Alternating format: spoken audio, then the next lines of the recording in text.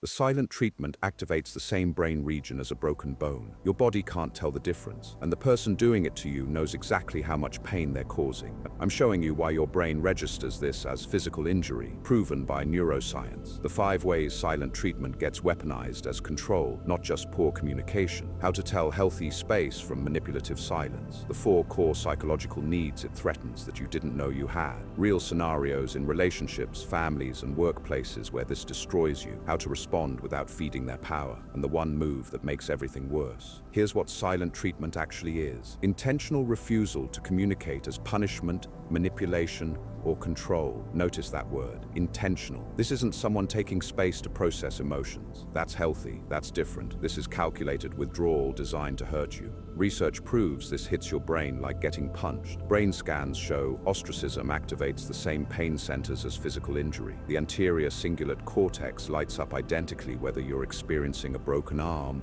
or being treated like you don't exist. Your body cannot distinguish between physical trauma and social exclusion. When someone says the silent treatment hurts, they're not being dramatic. They're describing measurable physiological pain. This is invisible abuse. No bruises, no witnesses, no proof you can show anyone. But the damage is profound and documented. Silent treatment is deployed to punish you, control you, or dodge accountability. Factor analysis reveals it's primarily used for what researchers call behavioral termination, making you stop doing something, stop setting boundaries, stop asking questions, stop having needs, stop existing as a separate person. Why it works is brutal. It creates ambiguity, uncertainty, and chaos in your mind. You don't know what you did wrong. You don't know how long it'll last. You don't know if they'll ever speak again. That uncertainty is the weapon. It traps you in panic and hypervigilance, desperate for resolution they refuse to give. Now let me show you the neuroscience behind why this physically hurts. A landmark study found the brain region processing physical pain also processes social exclusion. When you're receiving silent treatment, your brain experiences threat, real, measurable threat response. The pain isn't imagined, it's in your nervous system. Your body is responding to danger. Here's what's under attack. Research identifies 4 core psychological needs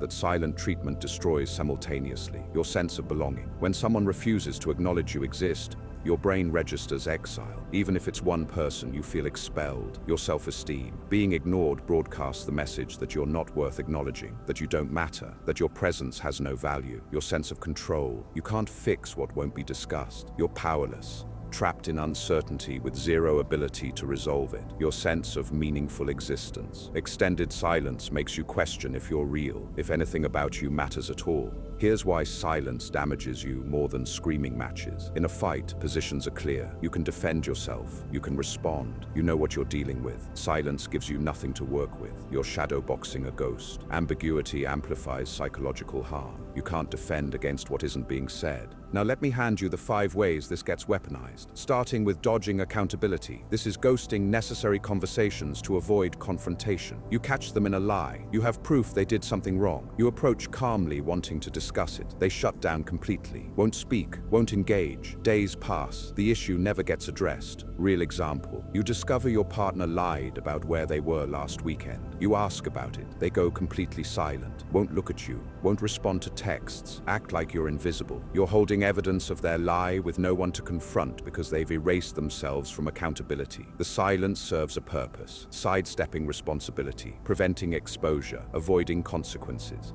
What the silence actually says is this: I will not self-reflect, I will not admit wrongdoing, I will not be held accountable, and I'll make you suffer for trying. Way 2 is punishment and control, withholding communication as deliberate punishment for reasonable behavior. You do something they don't like, something completely normal, and they make you pay with silence. Real scenario. You set a boundary. You're seeing friends Friday night. They wanted you home with them. You go anyway because you're allowed to have a life. The next 3 days, they won't speak to you. Cold shoulder. 1 word answers if you're lucky. The purpose is conditioning, training you through pain. Set a boundary. Get punished with withdrawal. Have a need that conflicts with theirs. Get the silent treatment. Over time, the lesson sinks in. Stop having boundaries. Stop having needs. Stop being a person, just comply. The fear gets installed deep. If I upset them, I'll be ignored. I'll be trapped in this painful limbo. Better to just surrender. Way 3 is provoking a reaction. This one's calculated cruelty. They deploy silence specifically to make you frantic, then weaponize your reaction. Here's the setup. They go silent. You reach out asking what's wrong. Nothing. You text again. Nothing. You call. Silence. Panic kicks in. You send multiple messages. You show up at their door. You're desperate for any sign you still exist to them.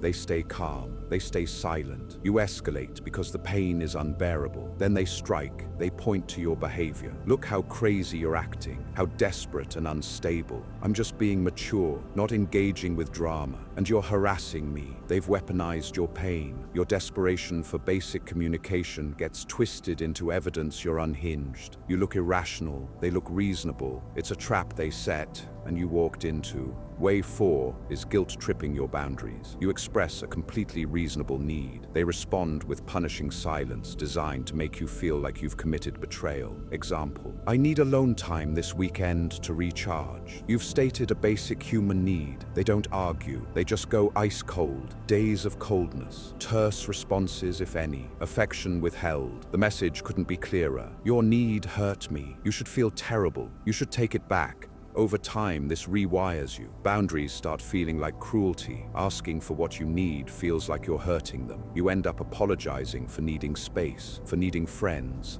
for needing time to think. You apologize for being human. The silent treatment teaches you that your boundaries inflict pain, so you stop having them entirely. Way 5 is creating isolation, enlisting others to ignore you too. Social ostracism at scale. They tell friends and family their twisted version of events. Those people start treating you differently, cold, distant. Suddenly, multiple people are freezing you out. You feel like a ghost moving through a world where no one registers your existence. Extended exposure to this breaks down your sense of self. You start questioning if you're worth acknowledging, if your presence means anything. If you disappeared tomorrow, would anyone notice? Would anyone care? This is psychological annihilation, death by invisibility, and every bit of it is intentional. Here's what makes this so vicious. The person giving silent treatment feels powerful while you feel destroyed. Research proves this asymmetry. Studies show people who ostracize others report feeling in control. People who get ostracized report pain and helplessness. It's not mutual suffering. They feel good. You feel annihilated. And they know this. That's exactly why they keep doing it.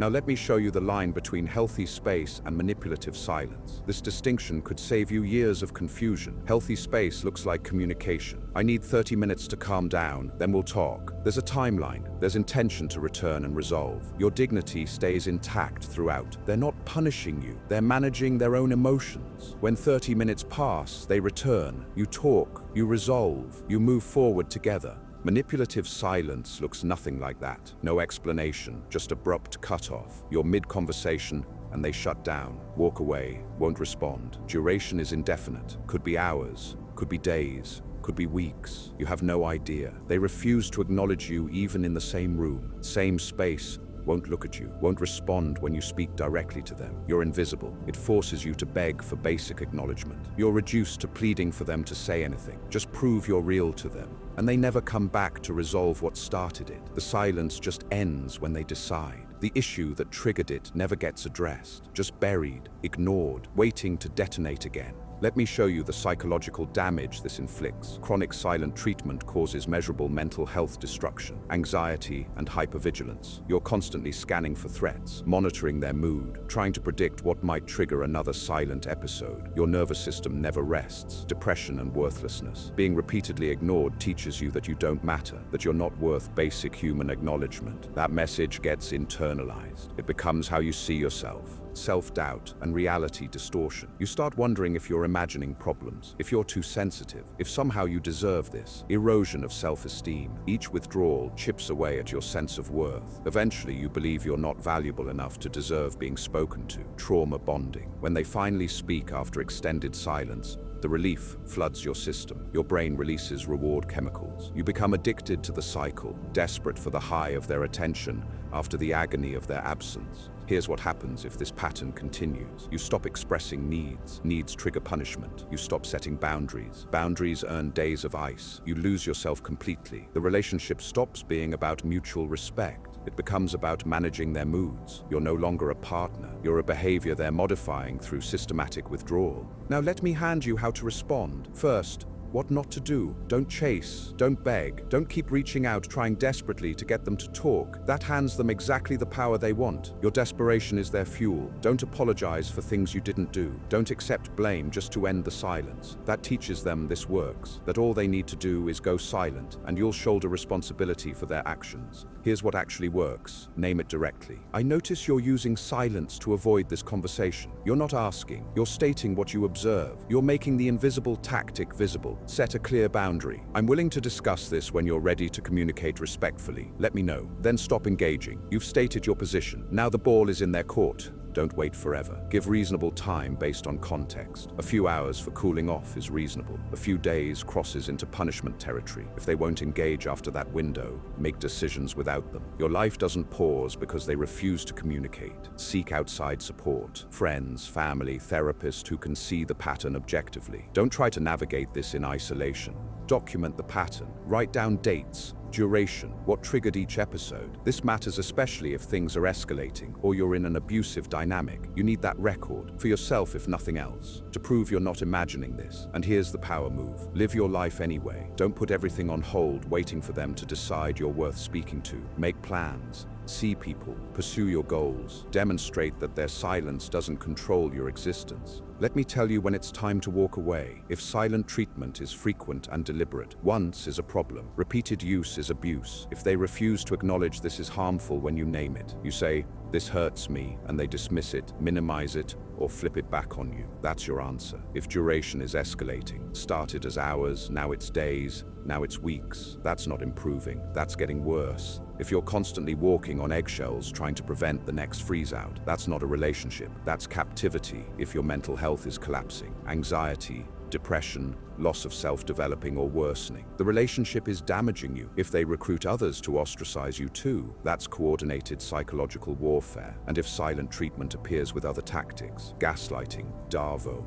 triangulation, love bombing, you're not dealing with communication issues. You're in an abusive relationship. Leave. Here's the truth you need to hear. Silent treatment isn't conflict avoidance. It's not needing space to think. It's manipulation and control. It's intentional infliction of pain through withdrawal of acknowledgement. Your brain registers it as physical injury. That's not you being too sensitive. That's neuroscience. Your body is telling you this is harm. Healthy relationships don't weaponize silence. Healthy people say, "I need time," and then they return. They don't vanish for days, leaving you in agonizing uncertainty. They don't make you beg for basic interaction. They don't punish you with invisibility for having boundaries or needs. If someone consistently refuses to communicate, believe what they're showing you. They're someone who will hurt you to control you, who values power over partnership, who sees your pain as leverage. You can't build a relationship with someone who treats your existence as optional, who makes you earn the right to be acknowledged, who uses your need for connection as a weapon. Subscribe to Mentis Arcana. We decode the forbidden psychology of influence and control. Use it wisely.